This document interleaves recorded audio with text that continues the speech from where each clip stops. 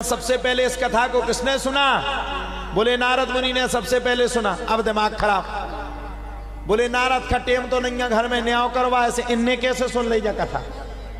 ये तो एक क्षण से ज्यादा कहीं ठहर नहीं सकते, सुना कैसे? बोले सुनो महाराज, मैं तुम्हें सुनाता हूं। एक दाही विशालायाम चत्वार ऋषयो मलहा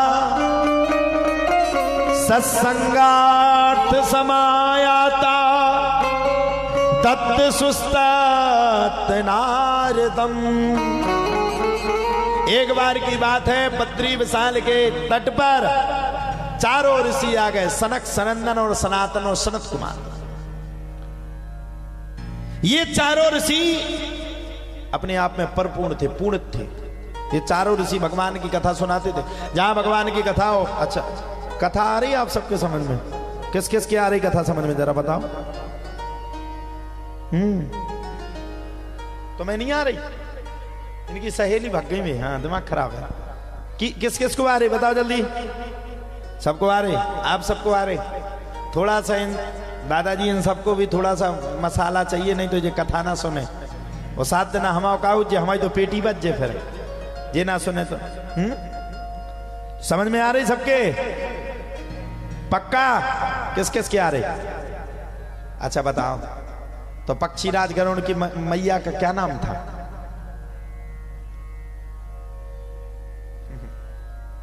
दिल वाली फिल्म किसने बनाई? अजय देवगन ने। और पक्षीराज गरुड़ के पिता का क्या नाम, वो माता का क्या नाम था? किस किस को पता? जरा हाथ खड़े करके बता। 3 जन। और इतना बीच में बेटा तुम्हें फोन चलावे से टाइम नहीं मिलो, एक तो एक आफत। आप खा पता है क्या नाम? बताओ बताओ। अब तुम उन्हें कद भागवत नहीं सुना, उन्हें कछु पता नहीं है। कथा होवे श्रोता सोवे, वक्ता मूड पचाए रे। अब कथा कोई सुनेगा नहीं तो वक्ता तो जबरदस्ती उसको 3 घंटा निकालना। होवे जहां कहीं स्वांग तमाशा, तनक न नींद सताए रे। हंसी आवत और डर लागत, अच्छा जमाना आया रे।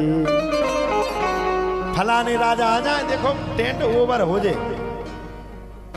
और कथा सुनने के लिए 10 आदमी बैठे थे, कोई बूढ़े बूढ़े टोकरा बैठे, और इनको कोनो काम नहीं है, घर से निकाले भैया बैठे थे। और जिन्हें आओ चाहिए वे नहीं आ रहे, क्यों? कथा को सुनने का मन ही नहीं। अब अपन गांव में हल्ला उड़वा दो, आप फलाने सिंह आ रहे हैं, फलाने सिंह हटा दो, नचबे बारे आ रहे 4-5 जने, आप देखो वे भीड़ इतनी हो जाएगी कि आप भगा भगा परेशान लेके जो भागे ना। यही जीवन है। और सुनो, जो राधा रानी को बसा लेता है उसका कल्याण हो जाता है। बसो मेरे मन में राधा रमण, गाइए। राधा रमण मेरो राधा रमण, श्री राधा रमण मेरो राधा रमण। एक बार जोरदार से कहेंगे राधे राधे। अब कथा आगे बढ़ी। जैसे ही कथा आगे बढ़ी तो नारद मुनि की कथा की आई। बद्री विशाल के नगर की बात है। एक दाही विशालायाम। बोले नारद मुनि ने कैसे कथा को सुन लिया? कथा को कैसे सुना? बोले एक बार की बात है, चारों ऋषि, ध्यान से सुनना मैया, ओ मैया, एक बार की बात है, चारों ऋषि नारद मुनि को कथा सुनाने के लिए चल पड़े। अब चारों ऋषि चले, कथा को सुनाएंगे। नारद मुनि चिंता में बैठे हैं, बहुत चिंता में। नारद को चिंता में देख करके सबका दिमाग खराब। अरे नारद जैसा संत चिंता में, क्या दिक्कत? पूछा नारद जी से, क्या बात है? नारद मुनि बोले एक बार की बात है, मैंने सोचा कि पृथ्वी लोक पे भगवान का भजन होगा, सो मैं पृथ्वी लोक पे चला गया।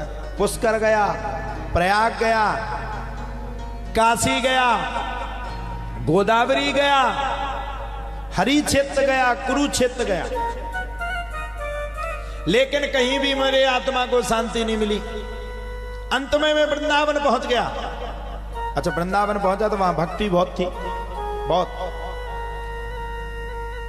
लेकिन मैंने देखा यमुना के तट पर एक युवती बुढ़े 2 युवकों को अपनी गोदी में लटाए हुए है। अब मेरा दिमाग खराब, ये 2 युवकों को अपने जो गोदी में लटाए, ये कौन है? अब दिमाग खराब, पूछे। अच्छा, किसी स्त्री से जाके पूछे तो गड़बड़ी, क्या होगा, कैसे पूछे? सबका दिमाग खराब, ना जाए, कोई जाने के लिए तैयार नहीं। कैसे पूछे, किस प्रकार से पूछे, किस स्थिति परिस्थिति में पूछे? कोई जाने के लिए तैयार नहीं, पूछने के लिए तैयार नहीं, ठहरने के लिए तैयार नहीं। अब जब कोई जाने के लिए तैयार नहीं तो नारद मुनि ने सोचा कि मैं ही पूछ के आऊं। कुछ दूर तक गए, लेकिन दिमाग खराब हुआ, स्त्री की जात है, पता नहीं क्या कहने लगे, तो लौट के भाग आए। जैसे ही लौट के भागे, वैसे ही उस साध्वी ने नारद मुनि को रोक लिया। भो भो साधु क्षणम तिष्ठा मज्जिन्तामपि नाशया दर्शनम तव लोकस्या सर्वथा गहरम परम। नारद मुनि ठहर जाइए एक क्षण के लिए। नारद ने पूछा, देवी एक क्षण से क्या होगा? अरे बोले महाराज, अन्न का कण और संत का क्षण बड़ा कीमती होता है। नारद मुनि ने पूछा, देवी ठहरा तो दिया, लेकिन एक बात बताओ, जो ये तुम्हारे दाएं और बाएं बगल में पुत्र लेटे हुए हैं, ये कौन हैं? जब इतनी बातों को सुना तब तो महाराज कहा जाता है, नारद मुनि को तुरंत उत्तर दे दिया। नारद मुनि से तुरंत कह दिया। नारद मुनि से क्या कहा? सभी देवियों ने नारद मुनि से हाथ जोड़ करके कहा, भक्ति ने, ये मेरे दोनों पुत्र हैं।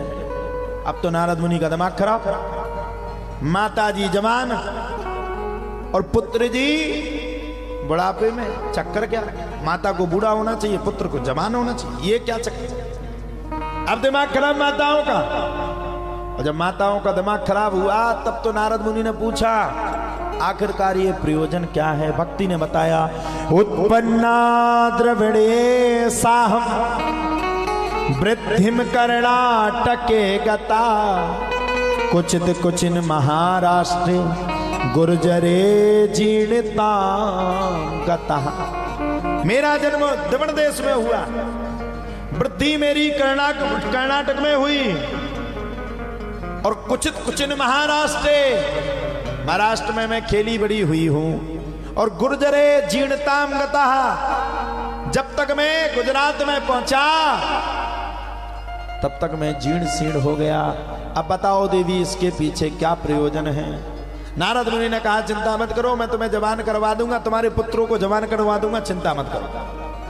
नारद मुनि कहते, मैंने चारों लोकों में भ्रमण किया, 4 वेद 6 शास्त्र 17 पुराणों को सुनवाया, लेकिन बालक जवान नहीं हुए। जब बालक जवान नहीं हुए तो मैं चिंता में हो गया, अब क्या करूं? तब मैंने महाराज बड़े प्रेम के साथ, अब जब मैं चिंता तो रहूं तो यहां पर घूम रहा हूं। चारों ऋषियों ने कहा, बोले नारद मुनि, जो तुम्हें देना चाहिए वो तुमने दिया नहीं, अब डॉक्टर के पास जाओ, पीलिया की जगह मलेरिया का इंजेक्शन लगा दे, तो इन्फेक्शन हो के मन नहीं है। बोले जौन सा वेद आपको सुनाना चाहिए वो वेद आपने सुनाया नहीं, वो दूसरा वेद सुना करके रख दिया, कैसे उद्धार होगा? जब इतनी बातों को सुना तब तो प्यारे कहा जाता है, इतनी बातों को सुनने के बाद नारद मुनि ने तदंतर कालीन में दूसरी कथा को कहना व सुनना प्रारंभ कर दिया। नारद मुनि कहते, मैं चिंता में हूं, अब आप बताओ कौन सी कथा सुनूं? तब नारद मुनि को चारों सनत कुमारों ने गंगा द्वार के समीप, हरिद्वार के समीप आनंद नाम के तट पर कथा को सुनाया। सिणु नारद वक्ष्यामो विनम्राय विवेकिने गंगा द्वार समीपे तू तटमानंद नामकम। आनंद नाम के तट पर भक्ति देवी आ गई, ज्ञान वैराग्य आ गए और सब बैठ गए।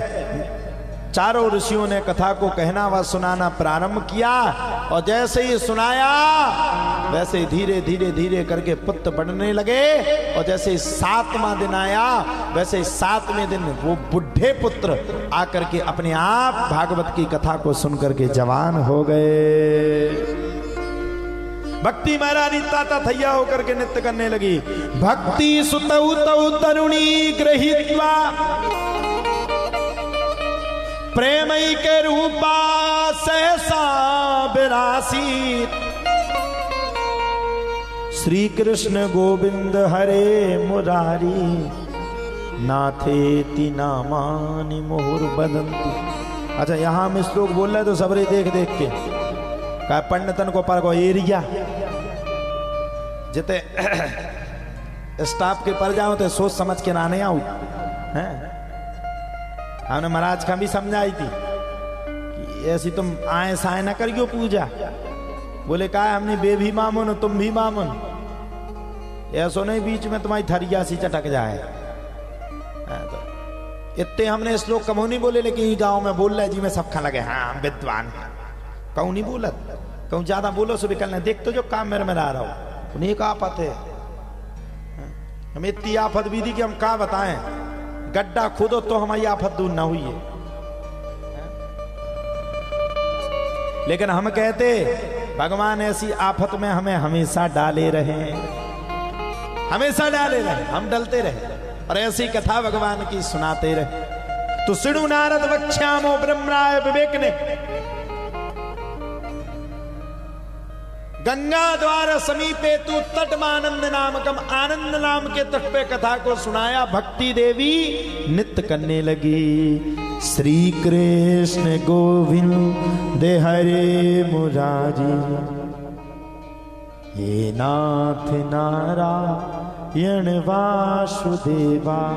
ताता भैया होकर के भक्ति देवी ने नृत्य किया। पूछा महाराज कहाँ जाएं? सो सभी ऋषियों ने कह दिया जाओ भक्तों के हृदय में विराजमान हो जाओ। और भक्ति देवी सभी भक्तों के हृदय में विराजमान है।